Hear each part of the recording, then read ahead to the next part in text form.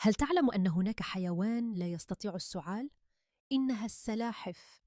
بينما نحن والكثير من الحيوانات نستطيع السعال لطرد المخاط أو الغبار من رئتينا، السلاحف ببساطة لا تستطيع ذلك، لأن قفصها الصدري ملتحم بالصدفة الصلبة، فلا يمكنها ضغط صدرها لإخراج الهواء بقوة، وهذا يجعلها تعتمد على آليات أخرى للتنفس وتنظيف مجاريها التنفسية، لكنها تبقى تقريبا غير قادرة على السعال مثل باقي الحيوانات.